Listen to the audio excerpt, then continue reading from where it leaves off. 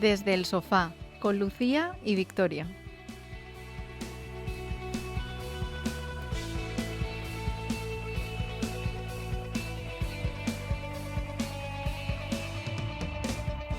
Hola, soy Lucía. Y yo soy Victoria. Y esto es Desde el sofá. Hoy hablamos de investigar, de ciencia, de vocación, de horas infinitas y de un trabajo que parece invisible. De lo que supone dedicarse a la investigación en España, de la exigencia, de la paciencia y también de las renuncias. Todo a partir de un libro que ha elegido alguien que se sienta hoy con nosotras. Todavía no vamos a decir quién es, pero su historia tiene mucho que ver con quedarse, con irse, con volver. Además, viajaremos hasta otra parte del mundo para poner el foco en investigación. En este caso, 2 lugares, Italia y Francia. Ponte cómodo porque hoy el sofá se llena de ciencia y de vida real. Empezamos.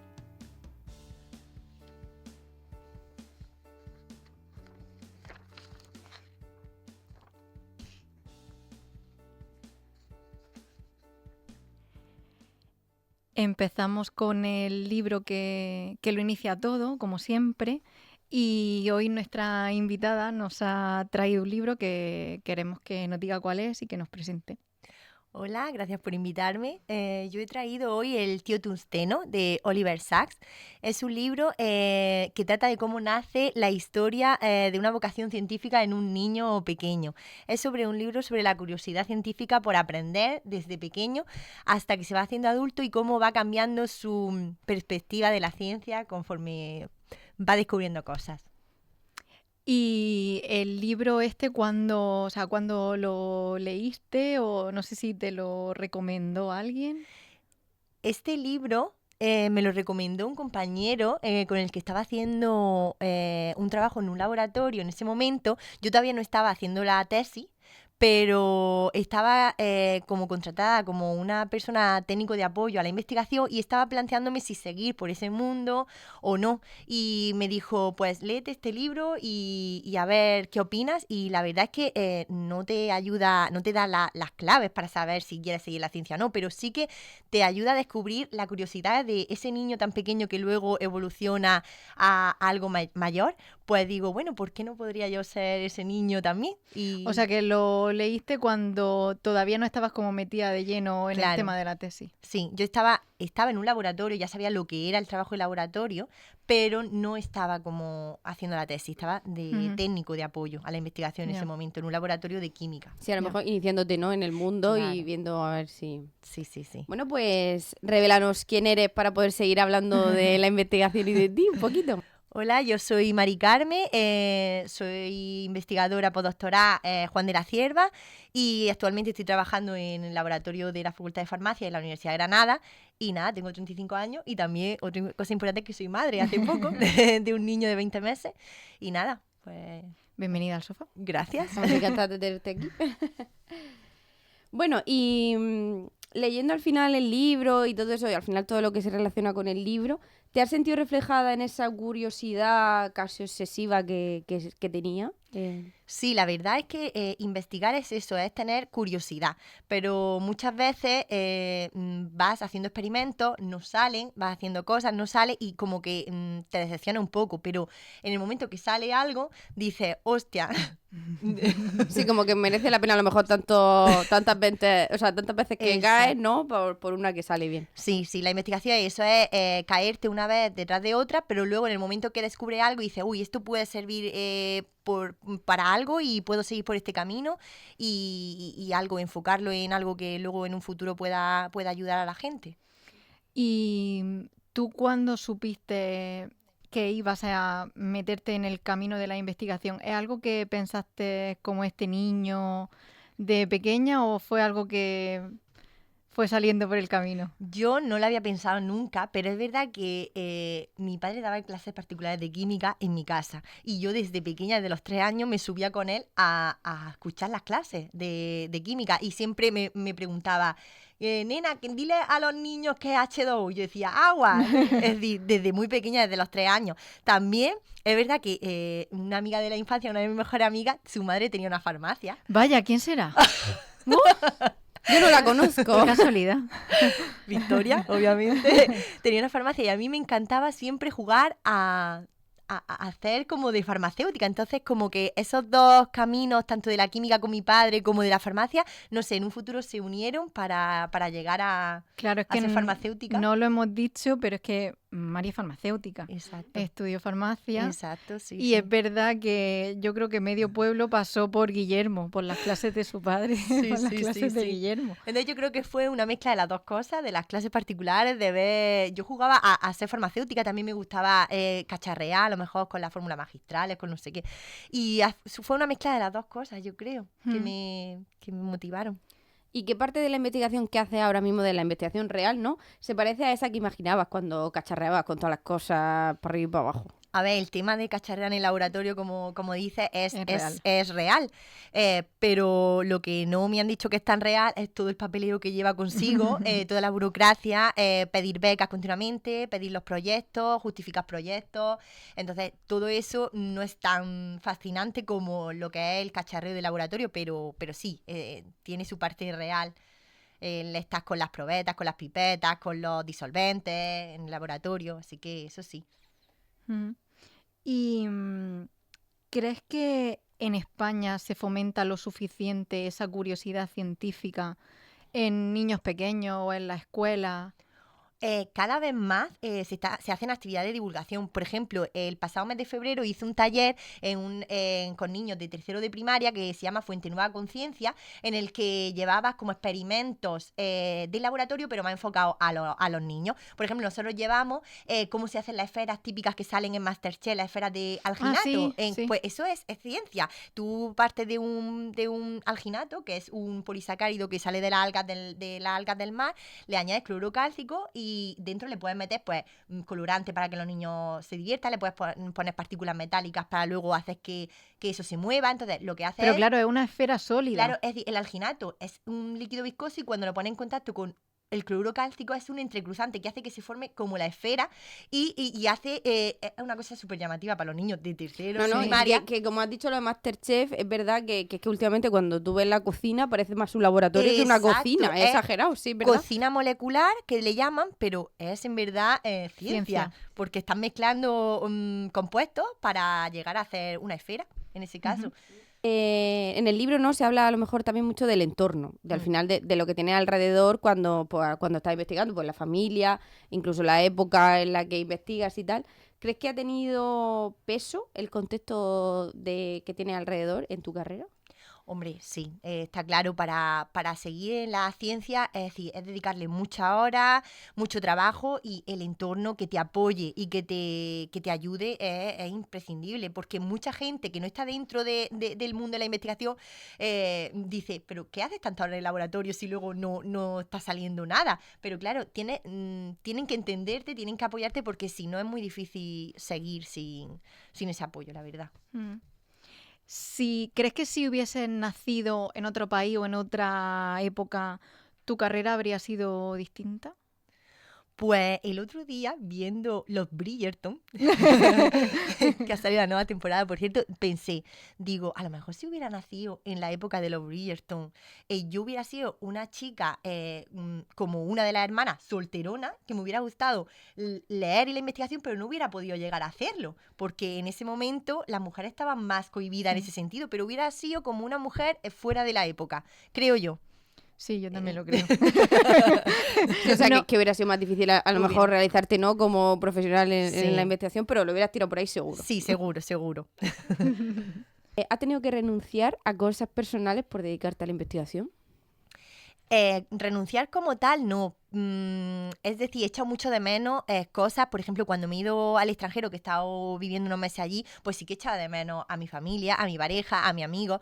Pero claro, sabía que era temporal en ese momento. Pero también he tenido que renunciar a muchos planes de tiempo libre porque estaba en el laboratorio, porque no salían las cosas o porque tenía que dedicarle más tiempo a ese experimento. Pero bueno, sarna con gusto no pica, ¿no? Dicen. Entonces, pues, quieras que no, pues eso ayuda también, si te gusta. ¿Y hay algo del entusiasmo que traslada Oliver Sacks, que al final es un poco como autobiografía, ¿no? Suya? Algo de ese entusiasmo que intenten no perder, o cómo intentan no perder ese entusiasmo cuando, como tú dices, como que lo intentas tantas veces y fallas muchas veces en el laboratorio? O sea, porque tiene que haber muchos momentos en los que pienses, Claro.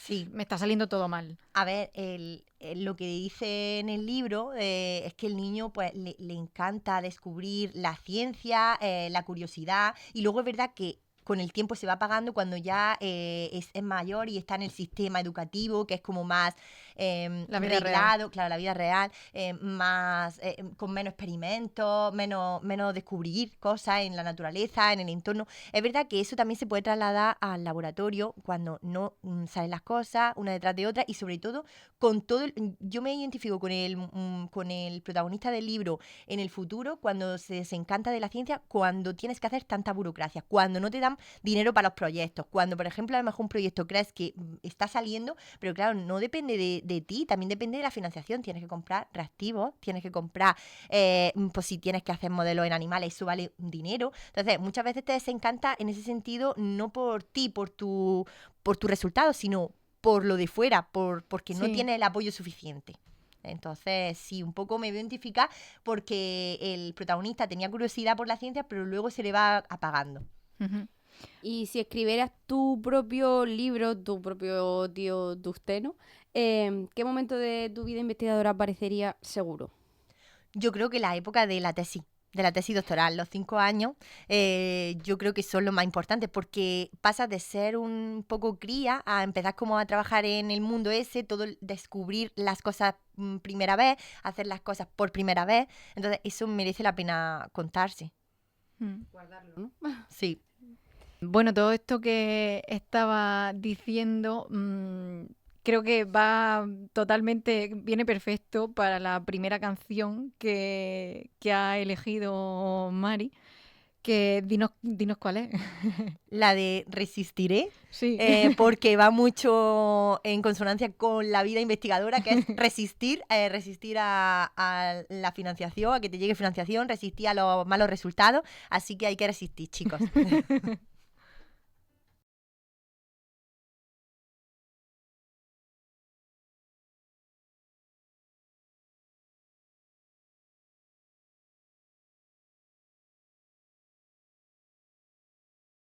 Bueno, y ahora vamos a salir de nuestro sofá y como siempre vamos a ver nuestra otra mirada al mundo. En este caso, pues nos vamos a ir a Italia y a sur de Francia. Sí, porque como ha adelantado un poco Mari, ella ha estado fuera un par de veces con esto de la investigación y queríamos un poco que nos contase al respecto los sitios en los que ha estado. Sí, porque tenemos Y constancia de que tu primera salida fue a Niza, ¿no? Sí. ¿Cómo fue esa primera Yo salí salida? por primera vez a Niza, a Francia, es verdad que fue en junio, así que me vino genial porque Niza es un destino paradisíaco de vacaciones. Y nada, fui a hacer un proyecto, a terminar un proyecto que le faltaba solo los experimentos de células, y allí en Niza tenía un laboratorio que era especializado en eso. Entonces pues fui allí, y es verdad porque comparado con el laboratorio en el que yo estaba en España, pues había más recursos, más reactivos, es decir, más personal que te ayudara.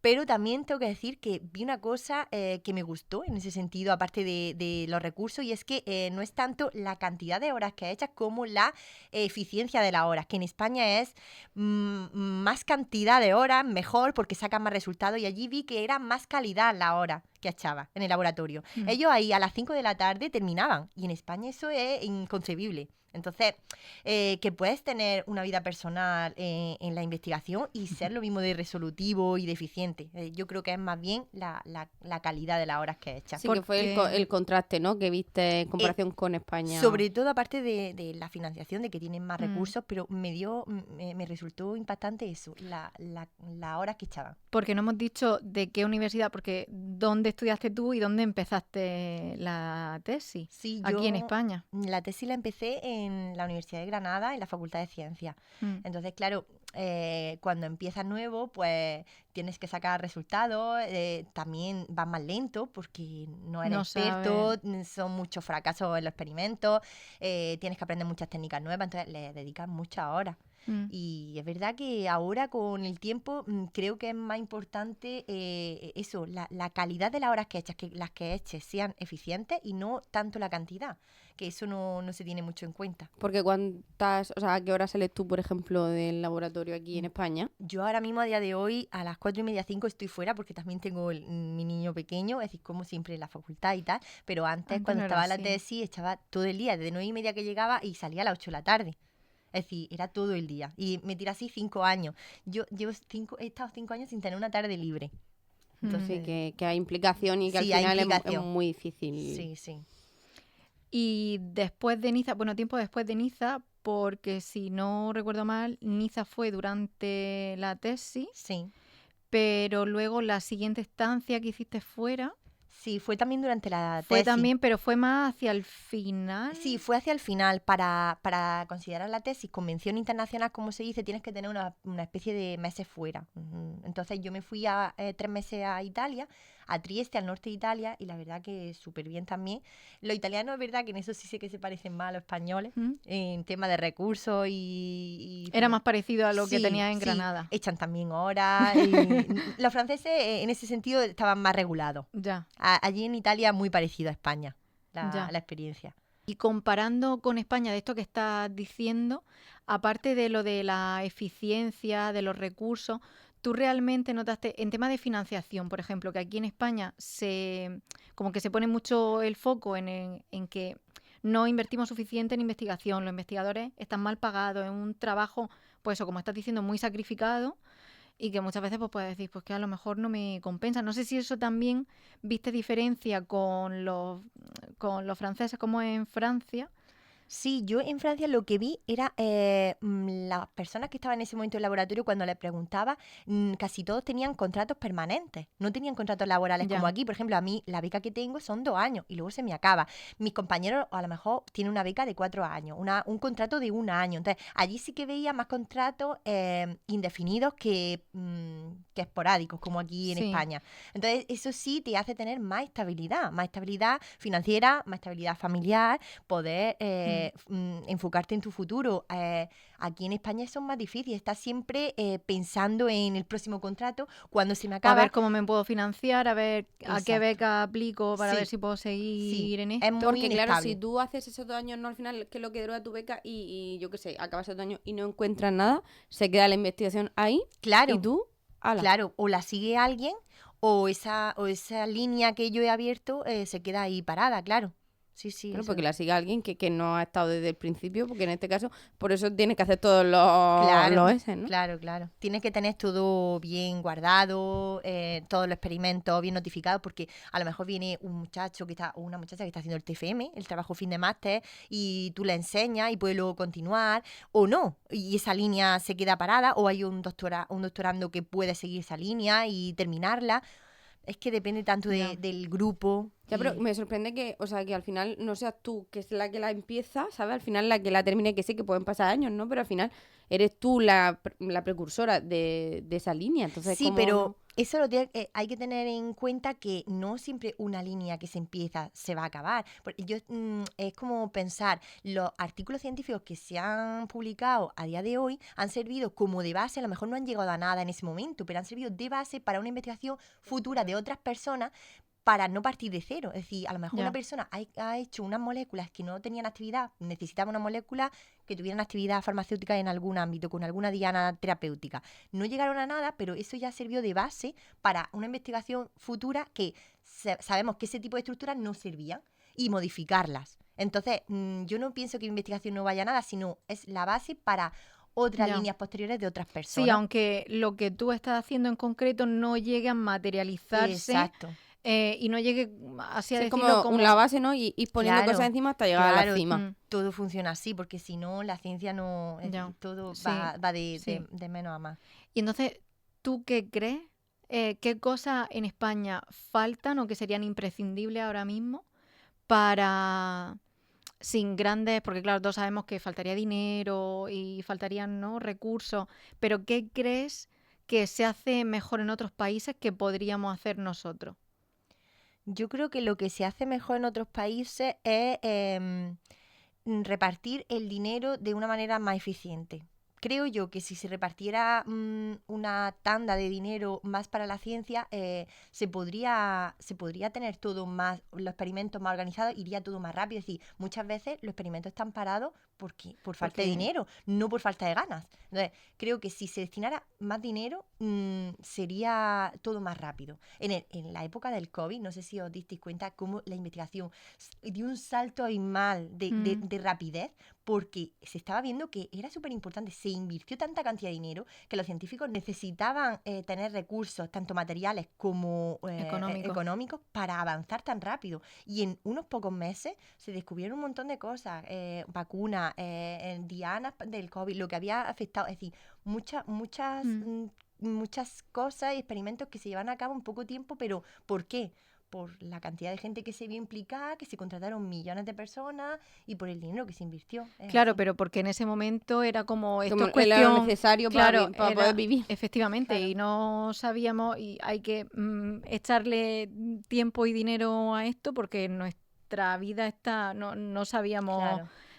cómo iba a salir aquello, no sabíamos realmente a qué nos estábamos enfrentando, porque realmente, claro, toda esa cantidad de investigadores sí que la hay, pero hay un montón de gente que, como dice, a lo mejor si no tiene esos contratos más indefinidos, ese dinero que venga de becas, más ayuda, para que toda esa gente que está súper preparada pueda llevar a cabo Exacto. todo ese trabajo. Si todas las líneas fueran así y le pusiera el gobierno el mismo entusiasmo, llegarían más lejos.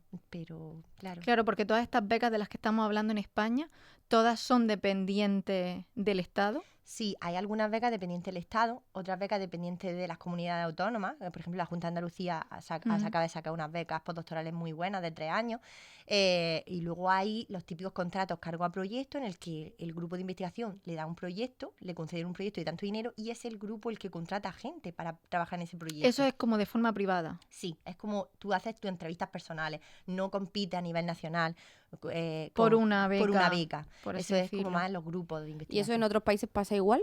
Sí, más o menos el sistema mismo, ¿no? igual, porque tienen becas del gobierno, luego becas europeas, tipo Marie Sí. Curie, entonces son Sí. becas como más importantes, pero sí, en cada país tienen sus propias becas, su propia financiación, y luego los propios grupos también tienen becas de proyectos.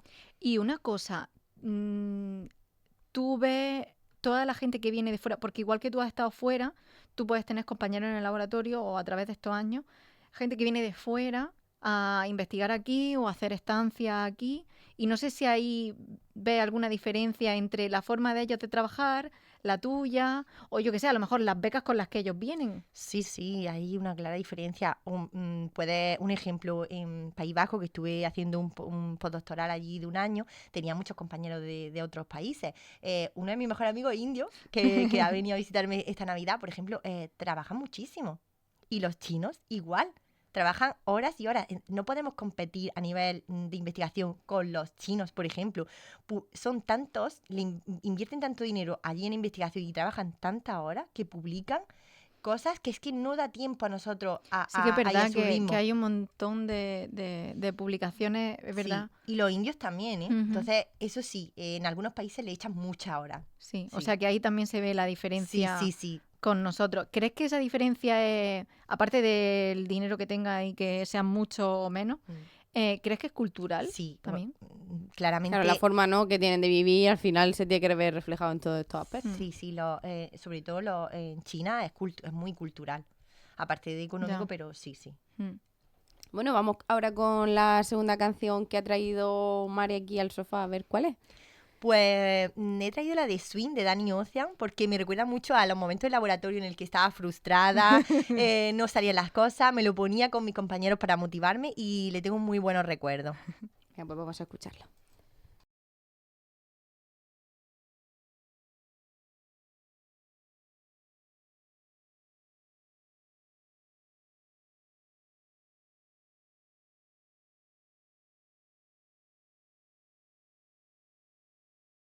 Ahora vamos a pasar a nuestro sofá talk, en el que, bueno, vamos a seguir preguntándole cosas a Mari, que nos cuente también un poco sobre qué hace ella exactamente y sobre qué investiga, que todavía no nos ha contado nada Vamos a sobre empezar eso. desde el principio, Desde cómo cero. empezaste en esto, cómo te metiste en la investigación y vamos a ir desarrollando a ver qué nos tienes que contar.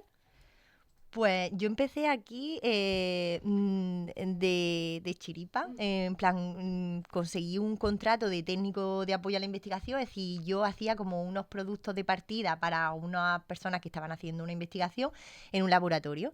Y entonces pues empezaba así, yo no había tocado un laboratorio nunca, excepto en las prácticas de la carrera de farmacia, que vamos, haces 4 cosas, no te dejan cacharrear mucho. Pero bueno, y me empezó a gustar y me ofrecieron hacer la tesis doctoral. Entonces me matriculé y da la casualidad que salieron unas becas del ministerio, una FPI, y la solicité y me la dieron. Y estuve, entre otras cosas, 5 años haciendo la tesis allí en ciencia, en la Facultad de Ciencias. ¿Y sobre qué iba esa tesis que Pues hiciste? la tesis en la que yo estaba trabajando en ese momento era el diseño de hidrogeles. Claro, pensaréis, ¿hidrogeles? ¿Son geles de baño? Porque todo el mundo que le hablaba parecían que eran geles de baño. Con No, esto tenemos una mini crisis, Pilar y yo, porque cuando me lo quiso contar, yo pensaba que eran geles para lavarse el Yo cuerpo. le Digo, ah, pues dije, mira. Mari te lo explicará bien, porque yo nunca he sabido explicarlo bien. claro, hidrogeles para aplicaciones, ¿no? Biológicas. ¿Y en qué consisten los hidrogeles? Son estructuras tridimensionales, imagínate una red tridimensional tipo cubo con diferentes fibras, entonces ahí se le mete dentro un líquido, y en este caso al ser hidro es agua, porque puede ser organogeles, que son disolventes orgánicos, pero para ser más biocompatibles con el cuerpo le metíamos agua, entonces formamos como una estructura tridimensional con agua dentro, y las fibras que yo formaba eran a base de péptidos. Los péptidos son diferentes aminoácidos que hay en el cuerpo, entonces también son biocompatibles. Entonces ya jugábamos modificando esa estructura con diferentes péptidos, entonces se formaban estructuras diferentes, le metíamos nanopartículas para a lo mejor hacerlo magnético y para que se pudiera mover dentro del cuerpo a través de un campo magnético externo, le metíamos moléculas fluorescentes para poder visualizarlo, para que sirviera más como un foco de saber por dónde iba el gel dentro del cuerpo. Entonces, todo eso era materiales biológicos que luego lo metíamos en ratones, que tuve yo que también experimentar con ratones, que eso fue la peor parte, y luego pues era en un futuro, pues podrían servir para alguna aplicación en lo humano. ¿Y por qué se usa tanto el tema de los ratones para la investigación? Porque la verdad es que siempre son ratones. Sí. ¿Por qué? ¿Porque se asemejan más al cuerpo o qué? A ver, los ratones son muy fáciles de manipular. Además, los ratones que se usan en el laboratorio no son los típicos que veis en la casa. Los ratones son unos ratones albinos, blancos, modificados Sí, es verdad que siempre se genéticamente. ven en investigación ratones blancos. Claro, ¿Verdad? son modificados genéticamente, que cada ratón es criado para un determinado fin. Por ejemplo, si tú quieres estudiar un tumor de páncreas, por ejemplo, se hacen ratones que tengan ese gen, es decir, esa predisposición al tumor. Mis ratones, por ejemplo, tenían una edición genética determinada para yo estudiar el material que yo quería. Entonces, se hacen ratones porque son también más baratos. Sí, como editados genéticamente. Se los pueden ratones. editar más fácilmente y son un modelo muy parecido al humano, en el que se puede... Sí, que puedes sacar conclusiones Sí, muy... más O sea, fáciles. y que se pueden asemejar. Sí. También se usan mucho los peces, ¿verdad? Pero no se parecen Ah, tanto. sí, en los Sí, peces. se usan peces mucho. Pero es verdad que es más fácil traslacionar los experimentos de animales tipo ratones a humanos. Entonces lo que estabas haciendo era como, ¿no? Simular a lo mejor un ambiente como el cuerpo humano, entonces meter cositas, ¿no? Que pudieran luego extrapolarse para ayudar, o Para sea, ciertas o dianas aplicaciones, ¿no? terapéuticas. Claro, lo primero que queríamos ver con el material era si era tóxico en el cuerpo. Entonces, claro, una vez que inyectamos el material de manera subcutánea a los ratones, estudiamos los ratones durante meses, haciéndole pruebas, análisis de sangre, a ver si tenía toxicidad el material en el organismo. Luego también al final pues tuvimos que sacrificarlo y los órganos se estudiaron. Y se hicieron cortes histológicos de cada órgano para ver si había una toxicidad, y no, el material era biocompatible. Claro, ese como el primer paso, por así decirlo. Claro. ¿Cuánto tiempo te lleva ese primer paso para solo saber Claro. si el hidrogel en sí... Claro, antes de meterlo en ratones, obviamente se hace un experimento in vitro en el laboratorio. Claro. Estos son experimentos in vivo en O animales. sea que, claro, esta Eh, sería como la segunda La parte. segunda fase, claro, in vitro en el laboratorio en células. Ya. Un modelo tridimensional en un pocillo donde... Como está si fuesen las placas de Petri. Exacto. Como un medio de cultivo, por así Exacto. decirlo. Entonces, primero se hacen ahí, se ven si es tóxico o no, y luego ya se pasan a animales para ya cerciorarnos. Vale. Pero de aquí a que pasen a humanos todavía No, queda, claro. queda un paso. Entonces esa es como la primera parte, ¿no? O sea, al final de cómo empezaste y ahora por dónde vas. Claro, ahora mi tesis se enfocaba en materiales biológicos, pero a nivel macroscópico, es decir, que tú podías tocarlo y podías verlo. Yo ahora en el postdoctoral, porque después del doctorado es el postdoctoral, la etapa postdoctoral, yo me estoy especializando más en materiales biológicos, pero a nanoescala. Es decir, a escala nanométrica. Entonces yo estoy haciendo nanogeles en este caso.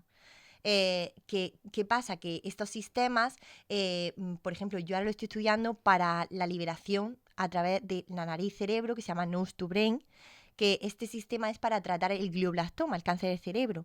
Entonces, este tipo de sistemas, al ser tamaño nanométrico, pueden pasar por la vía olfatoria de la nariz al cerebro, por el nervio trigémino, y puede llegar bien al cerebro y tratar el glioblastoma. Entonces, los cargas son como una especie de fármacos que los cargas con diferentes moléculas y pueden actuar en el sitio de acción.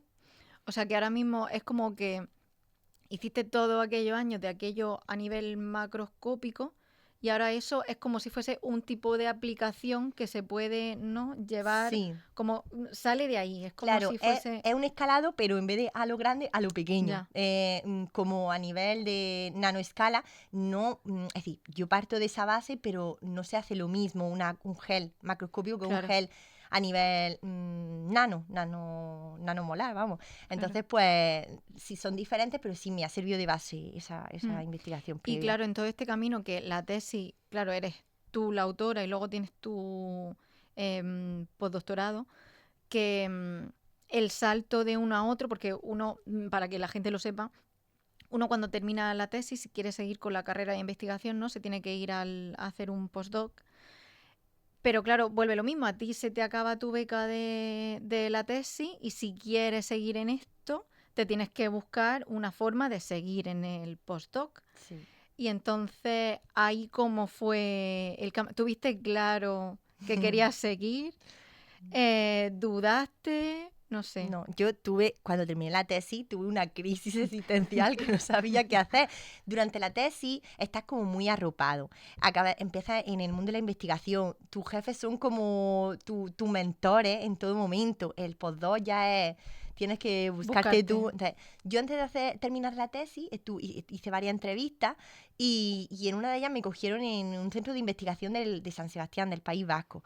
Entonces, no sabía si seguir, si no irme, pero es como que también te lleva la inercia a hacerlo. Dices, ya he estado 5 años, ¿por qué no dar el paso y hacerlo? Y claro, es duro porque es otro lugar, otro tipo de investigación, porque yo ya pasaba de a nivel macroscópico a nivel Sí. microscópico, vamos. Entonces, eran otras maneras de trabajar, tenía que aprender otras técnicas. Entonces, fue duro, pero enriquecedor. Mm. Y claro, para financiar esa parte de tu postdoctorado, porque ellos te pueden decir, vale, si haces la entrevista, queremos que te venga aquí al País Vasco para seguir por esta línea de investigación, pero económicamente, ¿cómo, cómo se da el salto de la beca de la tesis a que luego te financien el postdoc? Claro, yo hice entrevistas porque yo vi que habían publicado que tenían un contrato postdoctoral a cargo a proyectos, lo que he explicado que había Sí. proyectos y necesitaban a gente para trabajar en él. Ujú. Entonces yo hice la entrevista y se presentan muchos candidatos y luego ellos eligen, en este caso, porque es su proyecto y necesitan a alguien que trabaje en ese proyecto. Entonces me contrataron a mí y una vez estando allí me dijeron que por qué no pedía financiación propia. Entonces pedí la beca, la Juan de la Cierva, que ya eso sí es un dinero que me dan a mí y yo puedo comprar los reactivos, es para Eso ya lo financiarme. gestiona más En tú, este caso lo gestiona el centro de investigación, pero ellos usan ese dinero para pagarme a mí. Si yo necesito reactivo, yo es decir, Mm. hago el cómprame, como se llama, a través de ellos. Si voy a un congreso, ellos me lo pagan. Es decir, todo. No me dan el dinero a mi cuenta, no, Ya, sino ya, ya. a ellos y ellos lo gestionan. Bueno, y Mari, cuéntanos un poquito sobre esa beca de Juan de la Cierva, en qué consiste, qué conlleva y todo eso.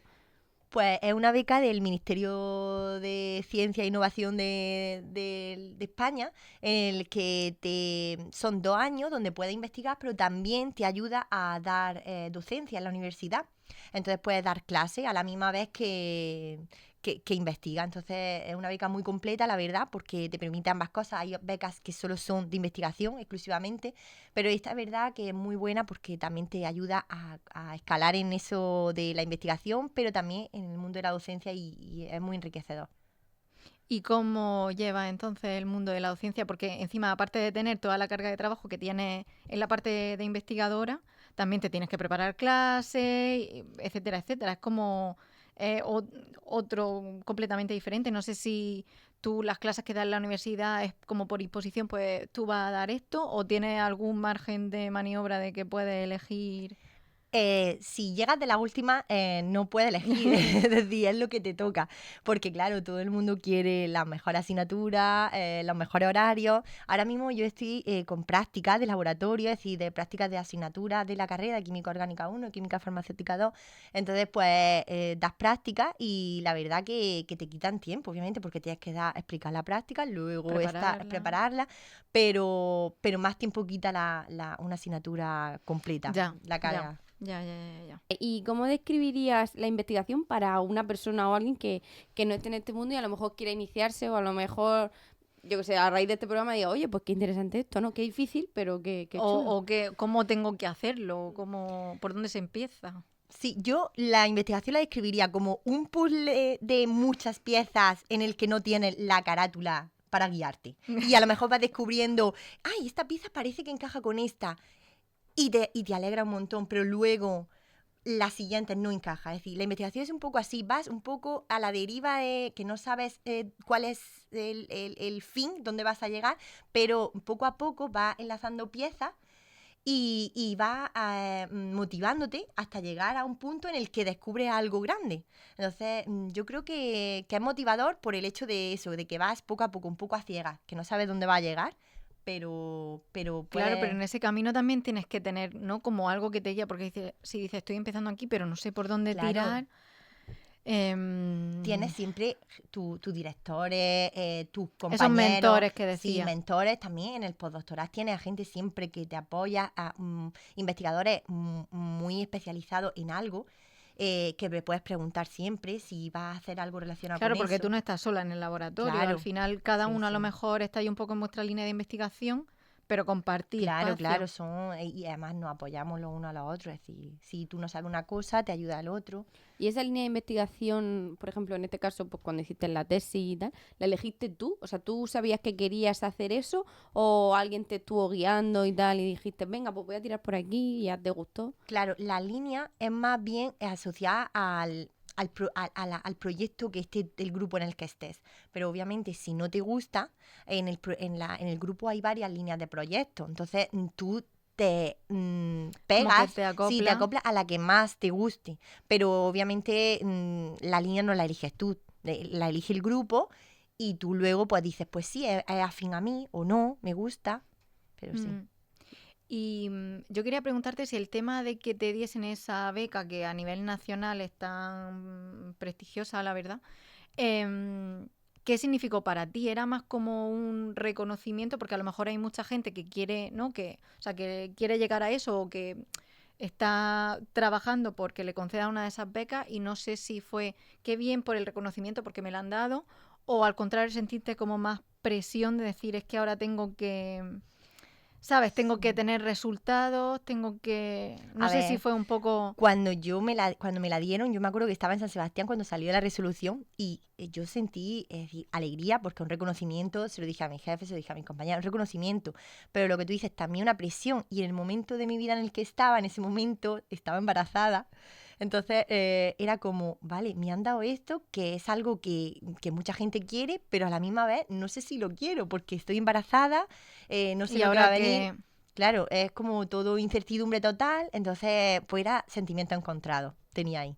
Bueno, y a raíz de, ¿no? Al final, eso es lo que queríamos también hablar un poco y sacar un poco a la luz, el tema de tu vida. O sea, que aparte de investigar, aparte de trabajar, de echar horas en la universidad, en el laboratorio, pues también llega una etapa vital, ¿no? De tu vida, de que pues está tu pareja y quieres decirse, madre, ¿eso cómo fue? ¿Sabes cómo te lo planteaste? Estando tantas horas y en el País Vasco, luego Granada, luego Niza, luego tal. ¿Cómo lo lleva eso? obviamente, el momento en que me quedo embarazada, sé que la investigación se para completamente, está prohibido totalmente entrar al laboratorio, y más que yo estaba trabajando con productos mutagénicos y teratogénicos. Es decir, yo desde el momento uno, yo sabía que no podía ya entrar en el laboratorio, entonces lo tuve que comunicar a mi jefe. Entonces, claro, me dieron la baja automática.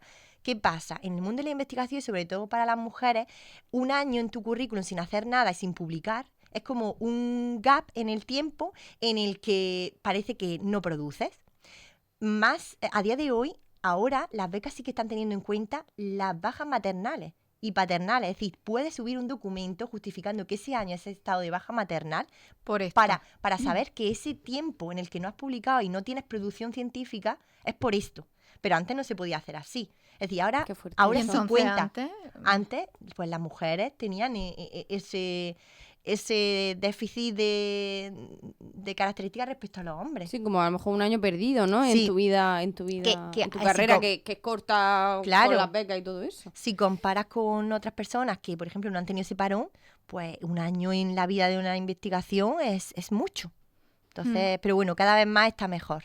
¿Y cómo te lo planteas? O sea, dijiste, o sea, al final te pusiste a ser madre, ¿no? Y dijiste, sé que me va a pasar esto, ¿no? Pero a lo mejor priorizaste un poco más, que la verdad es que está muy bien hecho y el mirar para adentro es lo que tú querías, ¿no? Y no poner la investigación por delante de ti, de tu pareja o de tu vida. Sí, en ese momento no pensé mucho en el futuro, solo pensé, me estoy haciendo mayor, quiero ser madre. Y prioricé, sí, prioricé porque ya durante la tesis prioricé otras cosas y no quería seguir priorizando eso, y que nunca es el momento idóneo y menos en la investigación. Entonces tienes que ser valiente y adelantarte y ver lo que ocurre.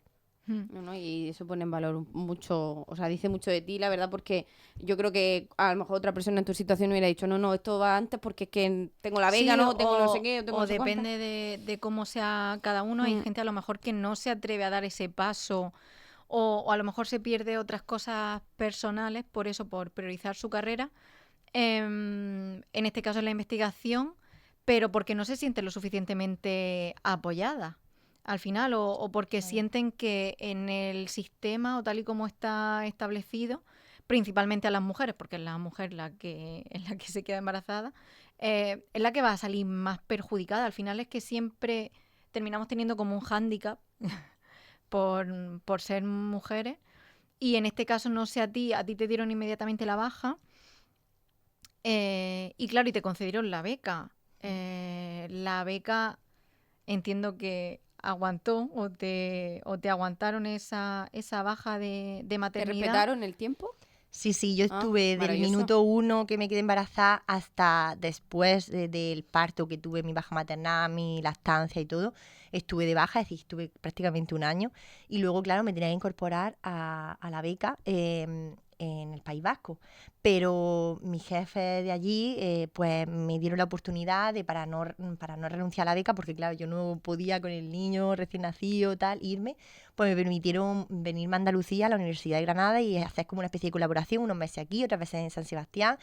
Entonces, pues estoy Que en así. ese sentido sí que tú has sentido que te han ayudado Sí, mucho. con todo el tema de la Sí. maternidad y Sí. la conciliación ahora. Sí, muchísimo. Me han ayudado muchísimo con la conciliación. Además, la investigación que hago allí la estoy siguiendo en Granada, porque también hay recursos en el laboratorio. Entonces, combinamos unas cosas con otras y también es más multidisciplinar. Y Sí, también incluso puede ser muy enriquecedor, ¿no? A lo mejor para la investigación de otro punto de vista, no solo allí, aquí. sí, está muy bien. Me siento apoyada. ¿Y qué es lo más difícil de compaginar, ¿no? La maternidad y la investigación? ¿Qué es lo que tú crees que ahí cuesta más? Yo lo que creo que es más difícil es que antes como que mi mente estaba enfocada en una cosa. Por ejemplo, si en el día ese me había salido un experimento mal, pues yo me iba a mi casa con el ronroneo en la cabeza de qué había pasado. Y ahora me siento mal si sigo pensando en eso mientras estoy con mi hijo. Es decir, es como que quiero enfocarme cuando estoy con mi hijo, el tiempo con él,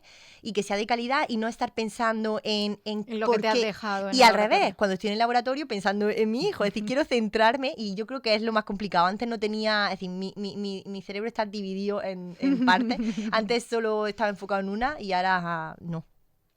¿Y ahora sientes que puedes decir que tienes estabilidad con tu carrera como investigadora y tu vida como madre? No, claramente no tengo estabilidad. La beca se me acaba en septiembre, el 6 de septiembre de 2026, es decir, y no tengo Ya. plan B. Para nada, no tengo. ¿Por qué? Hay muchas opciones en la investigación, pero te tienes que mover.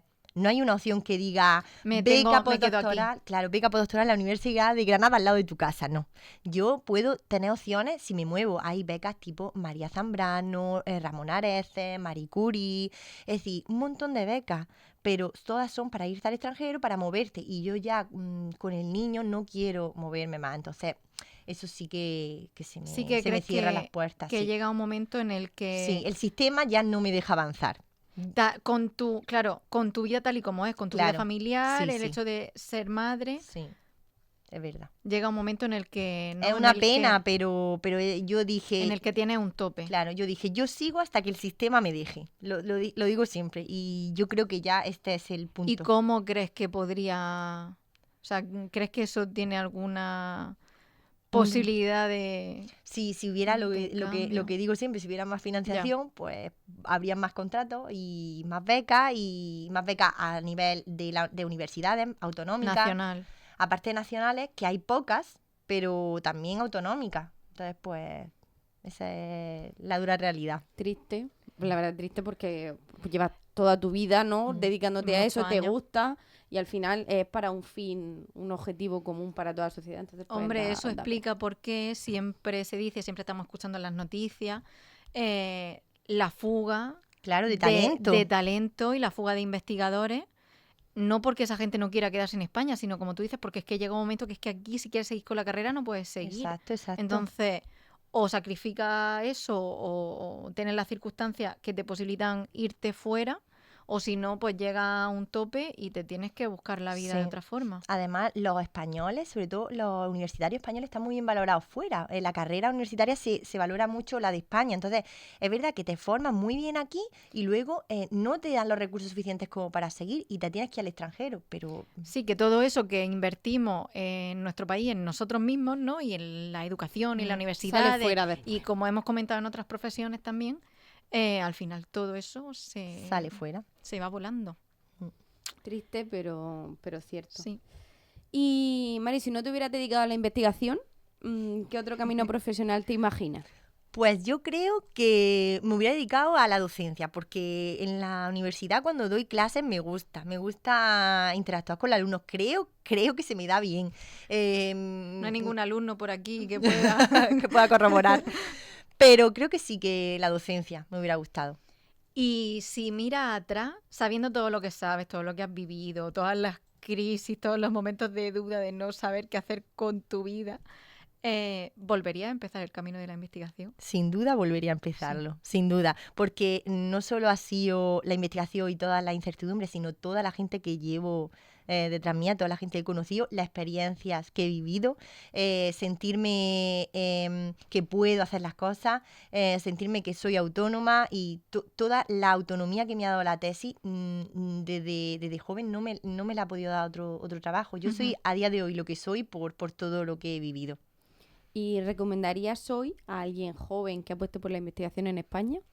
Sí, y lo recomiendo. Ahora mismo tengo un muchacho... A pesar de la no Sí, estabilidad a pesar de eso, y de todas las complicaciones. porque te enriquece mucho. Es un trabajo súper dinámico. Todos los días son diferentes, todos los días aprendes algo, conoces mucha gente, te da la oportunidad de ir a congresos y ver cosas, investigaciones de otros países novedosas y que merecen la pena. Entonces, yo a día de hoy que tengo un muchacho en el laboratorio que está haciendo el TFM, le digo... Está sí, contigo está conmigo, yo como estoy tutorizado. Sí, y digo...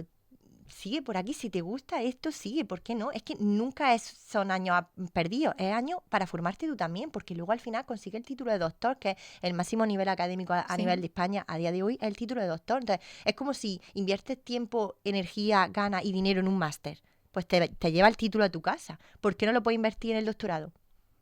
Es así. Ya luego el futuro, En el pues, al futuro ya final, se pues, verá. lo que sea. Mm. Bueno, y ahora queríamos también recalcar una noticia que salió Hace hace poco. poco tiempo, bueno, en periodo de investigación, se puede decir que hace poco tiempo, que son investigadores del CNIO que lograron eliminar en ratones los tumores más comunes en el cáncer de páncreas. El estudio fue liderado por Mariano Barbací y ha contado con financiación de la Fundación CRIS contra el Cáncer.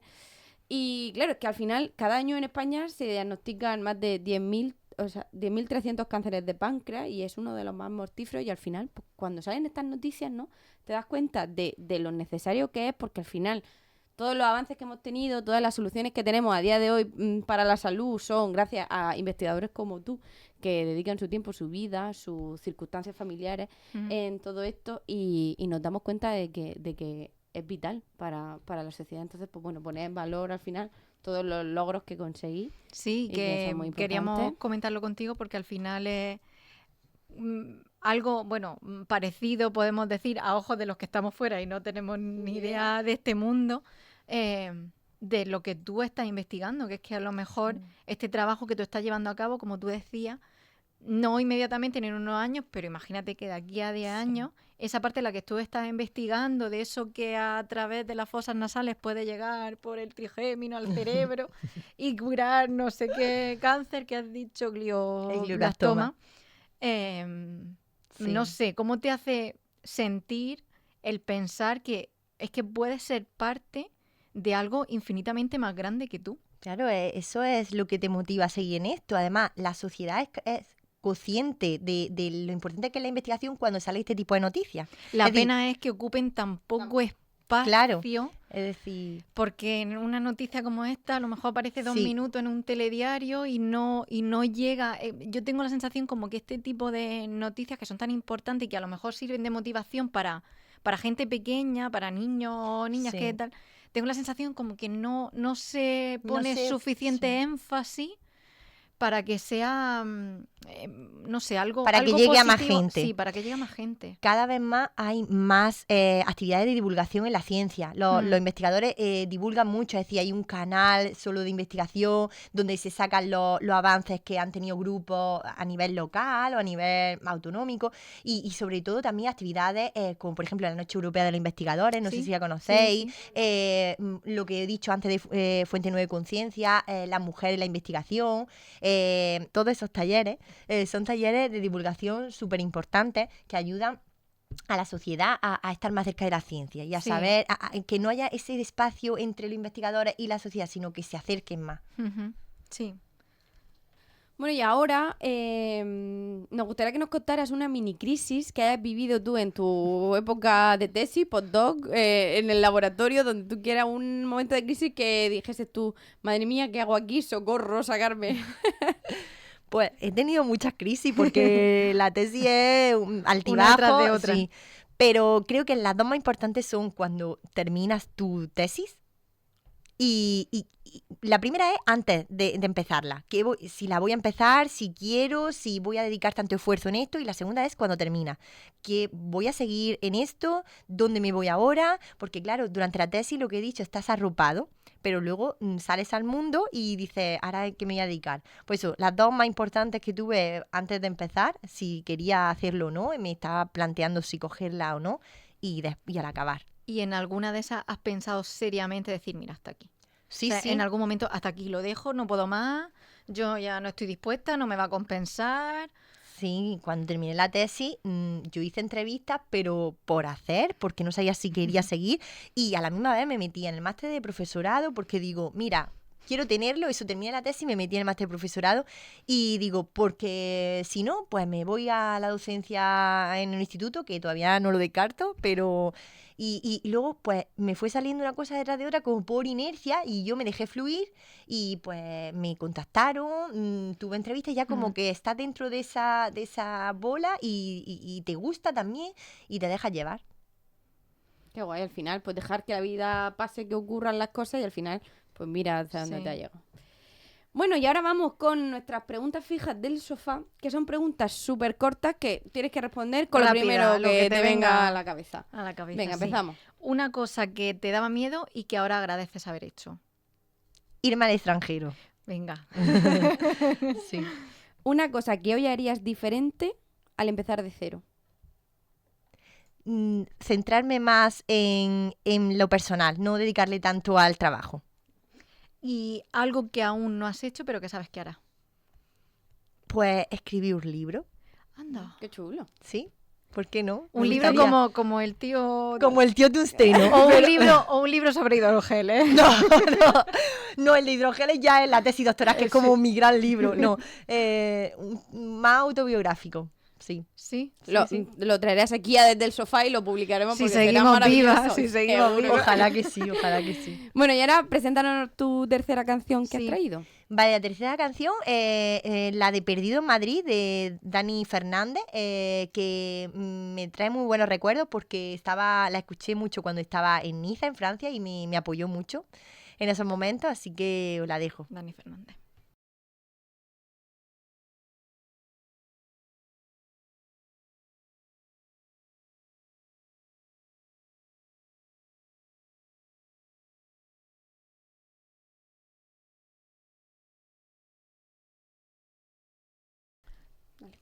Bueno, y ahora vamos con nuestras recomendaciones del sofá, que como siempre que tenemos invitado, nos recomienda algo que, pues no sé, que le haya gustado, que piense que le puede gustar a otra gente, algo que le haya hecho pensar, le haya movido.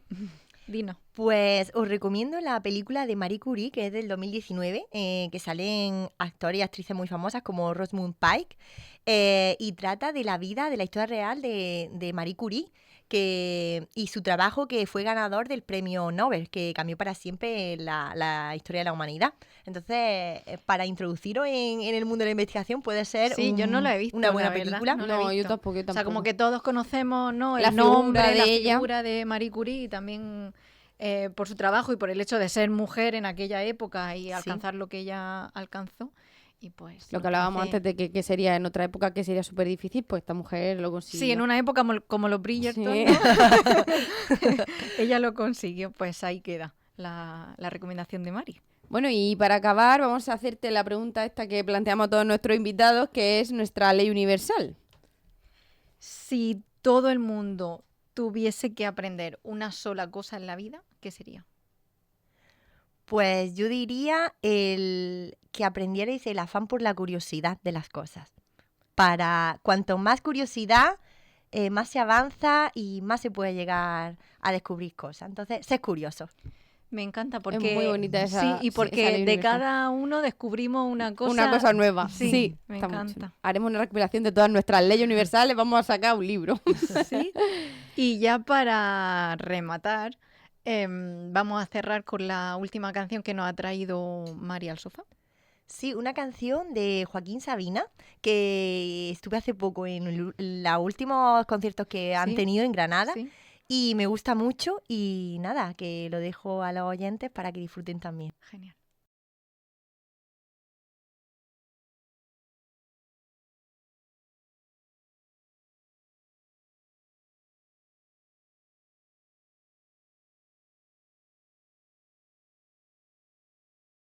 Bueno, Mari, pues gracias por sentarte hoy con nosotras. Aquí termina nuestro episodio de investigación.